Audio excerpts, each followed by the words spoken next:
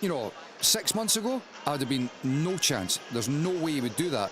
Whereas now, because of what is going on with the board and the transfers, I think that's probably what will happen. And that would go down really badly now with the fans, wouldn't it? Well, who benefits from that? Nobody. Brendan Rodgers doesn't benefit. The club don't benefit.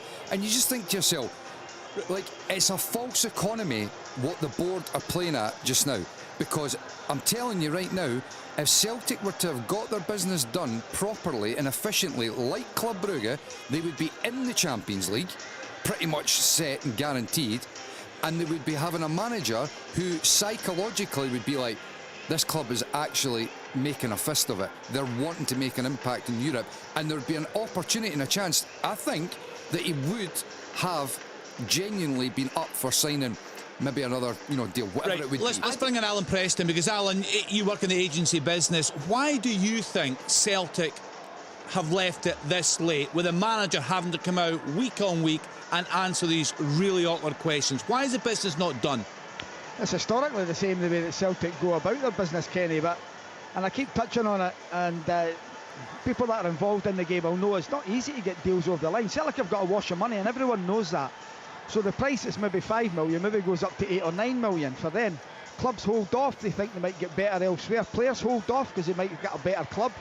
Clubs not wanting to sell their players before they get someone in. That can happen as well. They go back and forward with clubs in negotiations, payment plans, sell-on clauses. It takes a while. It's not an easy thing to do, a transfer. I've been involved in them for almost 20 years. It's very, very difficult. But I would think that Celtic, between now and the window, I think they'll get in 2 or 3 others. And what I would certainly bring in, and people may scoff at it, would be Jamie Vardy. I would bring him in. I think Adam Ida needs a hand. He's a young lad. He would learn off Vardy. He's 38, still quick. Over 600 appearances, 300 goals. The manager knows him. I think he would like Scottish football up, I really do. So if I was Brendan and he knows him, I would go and get Jamie Vardy. The optics of that are not great. I don't disagree that, you know, Vardy would potentially do a job, but Vardy's the type of player that you bring in once you've done your business, for me.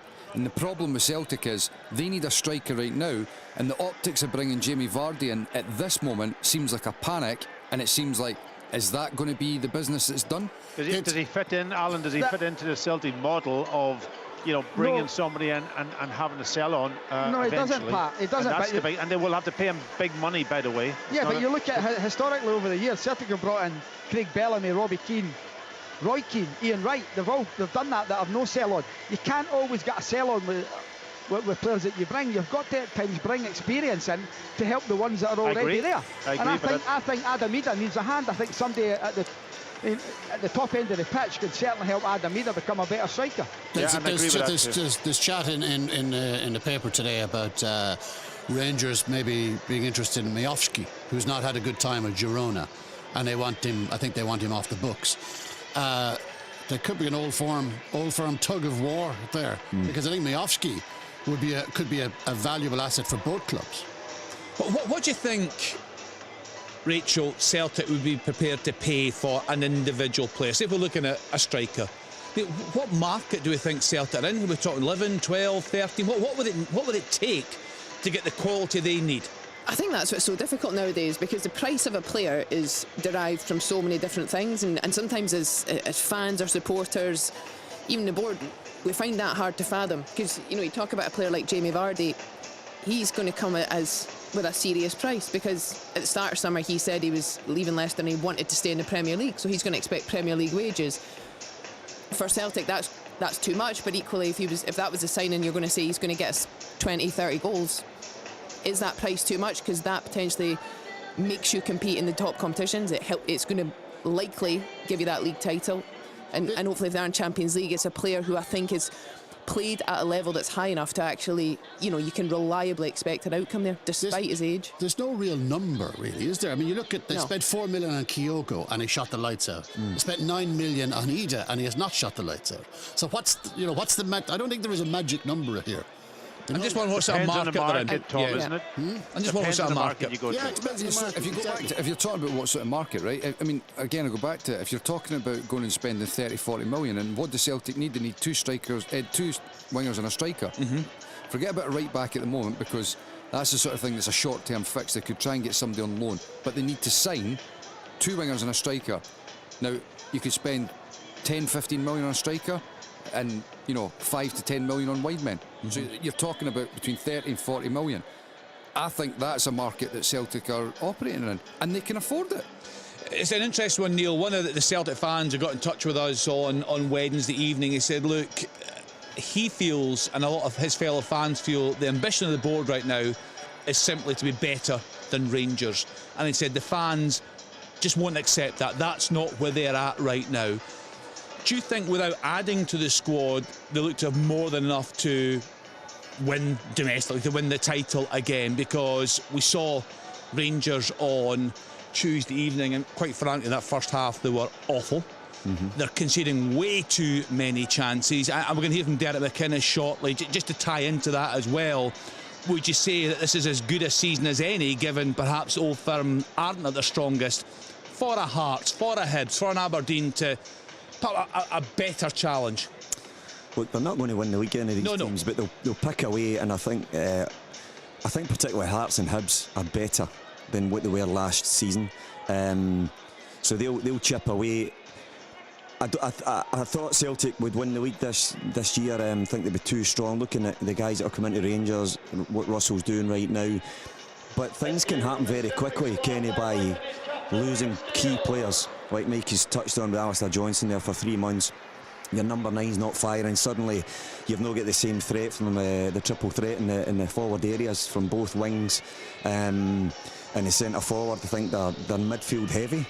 Even look at their starting lineup today. It'll be interesting to see who goes onto the left side. It might be Yang, and it might be McCowan coming off that right, and Nigan plays in the centre. So they're very midfield heavy for me in comparison. So they need to spend some money to strengthen that up. And this is what I'm talking about. I get the fans, and I get Brendan's ambition, and I don't think it's missed by the board. But they're playing a very risky game, as Alan said there. This is a track record. They don't just be emotional and go and just spend money willy-nilly. I think they will bring 2 or 3 players in, and I wouldn't be surprised if it's next week. But that is very much more comfortable if they go through next week in the Champions League. They've been linked with so many players, and some I would imagine have no substance to it. But I think the Jacob Broom one, winger, Go Ahead Eagles, 21, looks a decent player. I think there is substance in this, and the word is that they've bid low and are miles off the valuation of Go Ahead Eagles. And this is the thing that frustrates fans. Just go and get the player. Okay, if you have to pay 6 million for him, go and if you think he's a good player, go. Why the low ball offers so regularly? Just go and get. If you believe in the player, go and get him. Because as Michael said, you can afford him. It's a pattern of behaviour that this is Neil's spoken about it, Tom's talking about it there, and I just think it's false economies. They overpaid for Adam Ida. Yeah, and look, I hear you. Yeah, but do you know what? They missed out on John McGinn, right? So the point is that Celtic, we're not talking about going and spending 100 million. And you're, 5 of those guys that didn't work, and we've bet the house on this. No, we're talking about, this all comes down to your assessment of risk and how much are you willing to risk. The margins that I'm talking about, and I think most of the people are talking about here, is that the downsides are manageable. They're not catastrophic. Okay, it might not be that you've signed guys that are having an impact in the team. That's the downside. But in terms of financial, this is a financial model that they, credit to them, have got the club in such a strong position that the impact on not doing it, and this is where I'm coming back to false economies, is you're gambling with it getting into the Champions League, and you're basically going to lose what is an absolute top-class manager. And you talk about trying to attract players.